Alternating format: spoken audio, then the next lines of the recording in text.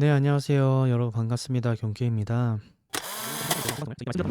이 상승 파동이 가파르게 올라왔다. 이 가파르게 올라온 게 내려온 파동에 대한 대비를 8%짜리였어요. 8%만큼 올랐는데 바로 돌파하지 못하고 홍보가 있는 중이었습니다. 이제 말씀드렸던 것처럼 바로 고점만 돌파해서 바로 올라왔지만 만약에 그래서 일단 우리가 봤을 때는 이 내려온 파동이 또한 이 상승 파동에 대한 되돌림 이후의 상승분인지 아니면 얘가 상승 파동이 사실 아니고 얘가 X 파동이고 가파르게 올라간 게 X 파동이고 Y 하락을 한 번 더 만들 것인지 그에 따른 공통적인 데는 매매를 어떻게 해야 될지까지 접근을 해본다면 일단 이 상승분이 어떻게 보이는지가 중요해요. 즉 이전 파동에 대한 되돌림이 지금 얼만큼 줬는지 그러니까 요 상승이 그럼 이 상승이 여기서 한 번 더 올라올 건지 근데 이렇게 올라오게 되면 이게 추가적인 상승으로 이어질 수 있겠구나 또는 올라가지 못하고 꺾이게 되면 추가적인 하락, 이 저점까지도 돌파할 수 있겠구나 이런 거를 접근해 볼 수 있습니다. 근데 중요한 건 만약에 이 저점이 깬다면 근데 그 전에 이 저점을 깨겠죠. 이 저점을 깨게 되면 연속적으로 이 저점을 깰 거예요.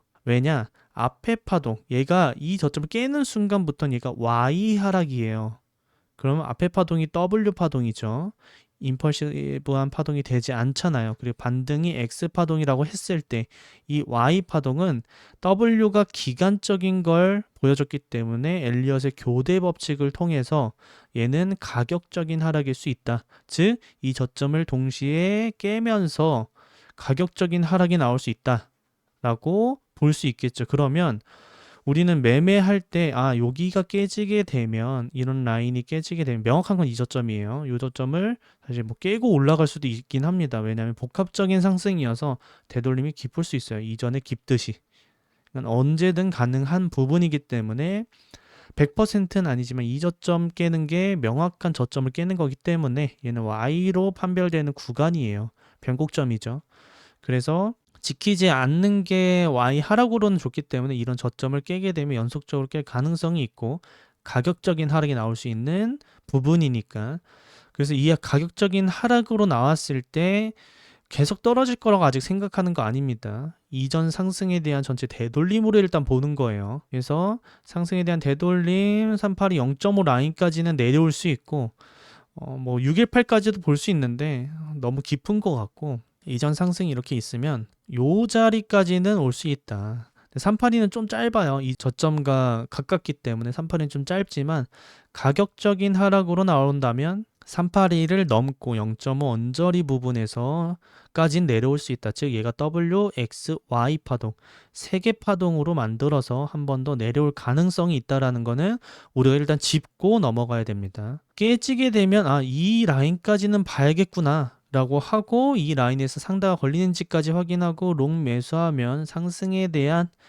또는 상승 이후에 하락을 할지언정 공통적인 롱 자리는 된다라고 보시면 우리가 최소한을 이룰 수 있는 매매 전략이 되겠죠. 이거는 머릿속에 하나 두고 지금 당장 여기에서 카운팅이 어떻게 되느냐에 따라서 지금 한 번 더 올라갔다 빠지든 그대로 올라가는 형태 빠지면 일단 여기 오는 거예요. 여기 온다고 생각해야 돼요. 당연히 뭐 여기서 반등하고 다시 올라갈 수는 있지만 이 가능성보다는 더 빠질 가능성이 높으니까 어중간한 데서 매매했다가 손절 날 가능성이 있으니 조금 더 이런 라인까지 지켜보시는 게 좋을 것 같다. 요거를 보시면 될 것 같고 그리고 소파동상에서 그럼 지금 당장 숏을 봐야 되냐라고 한다면 15분 봉을 한번 보도록 하겠습니다. 일단 하락에 있어서는 이곳을 넘는 건 좋지 않아요. 근데 상승을 좀 만들기 위해서는 이곳을 그럼 결국 돌파해야 된다는 뜻이에요. 왜냐 여기를 돌파한다는 건 이전 X를 상방 돌파한다는 뜻이에요. 그래서 여기가 마지노선이에요. 이곳점을 넘길 가능성이 더 높습니다. 아니면 바로 뚫진 못하지만 여기서 행보를 좀 하다가 뚫을 가능성이 있다라는 거예요.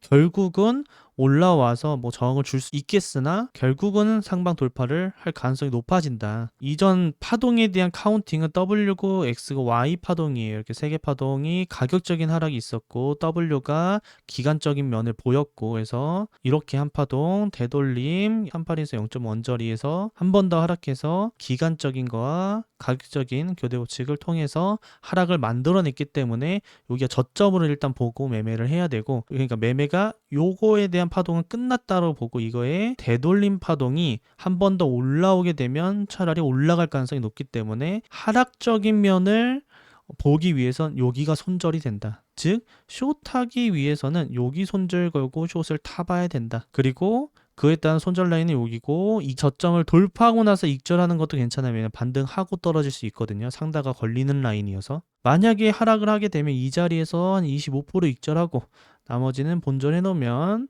추가적인 하락이었을 때 이 저점을 돌파하면서 바로바로 밀면 좋겠으나 올랐다가 빠질 가능성이 있어서 상단이 좋지 않으면 이런 부분에서 부분 익절하는 좋겠죠. 이렇게 접근하는 숏에 대한 매매가 됩니다. 그러면 숏이 아니라 나는 이게 상승일 것 같다 라고 했을 때는 당연히 이 저점이 손절이 되겠으나 지금 손절하기는 멀어요. 숏이 오히려 손익비가 더 좋죠. 숏은 지금 타서 손절 고점이고 롱은 지금 타서 손절이 여기예요. 그러면 못해도 2배 차이 나죠. 손절에 대한 게. 그렇기 때문에 그럼 어디를 손절하는 게 가장 적절할까라고 하면 우리는 상승 추세를 볼 수 있다. 근데 상승 추세를 본다고 해도 거의 저점과 차이가 그렇게 많이 나진 않아요. 그래도 세이브할 수는 있겠죠. 거기서 더 세이브하기 위해서는 피보나치를 이용하는 거고요. 그래서 피보나치 상으로 여기 고점, 지금 고점부터 요 파동에 대한 되돌림 파동에 롱을 진입해 보느냐, 요 파동에 대한 지금 롱 매매를 해볼 수 있다. 그러면 추세가 이때쯤 있었잖아요. 그러면 저점을 안 하더라도 886 라인에서 손절이 비슷하고 추세가, 그리고 786까지 피보나치를 이용한다면 786에 손절하면 더 세이브할 수 있죠. 이만큼을 저점 대비해서. 아니면 618 밑으로 하면 조금 더 세이브할 수 있고요. 이런 게 이제 엘리엇 파동 카운팅 여기서 끝이라는 가정하에 되돌림 파동에 대한 피보나치 값으로 손절을 잡는 방법이어서 내가 어디가 적절하게 얘가 되돌림을 주고 다시 상승할지 이런 것들을 확인했을 때 어디가 손익비적으로 좋을지 채택해서 이런 피보나치 값에서 손절을 하고 매매를 하시는 것이 오히려 손절을 최소화할 수 있는 역할이 됩니다. 그 부분을 확인하시면 될 것 같아요. 여기까지 이제 일단 롱은 들고 있으니까 롱은 여기 오면은 손절을 할 거고 올라오면 숏도 한번 진입해보고 만약에 손절된다 올라간다 라고 하면 롱은 계속 유지되는 거예요. 그래서 이렇게 매매를 해볼 생각이다 라고 보시면 될 것 같습니다. 다만 요거 지키지 못하면 빠질 가능성이 있으니까 그것까지도 좀 시나리오에 넣어서 접근해 보시는 게 좋다. 여기까지 혹시 궁금한 사항이 있으시면 질문답하고 바로 알트 보도록 할게요. 그랬을 때 이 카운팅이라는 건 그러니까 피보나치는 하나의 보조식이에요. 그거의 그 피보나치가 전부가 아니에요. 100% 피보나치 매매지. 피보나치의 이 카운팅이라는 거를 피보나치에 맞추느냐. 그러면은 아무튼 오늘도 이렇게 시청해 주셔서 감사드리고요. 다음 시간에도 더 좋은 관점으로 찾아뵙도록 할게요. 다들 편안한 밤 되시고요. 주말 잘 보내시고 안전 매매하시고요. 잘 자요. 경바.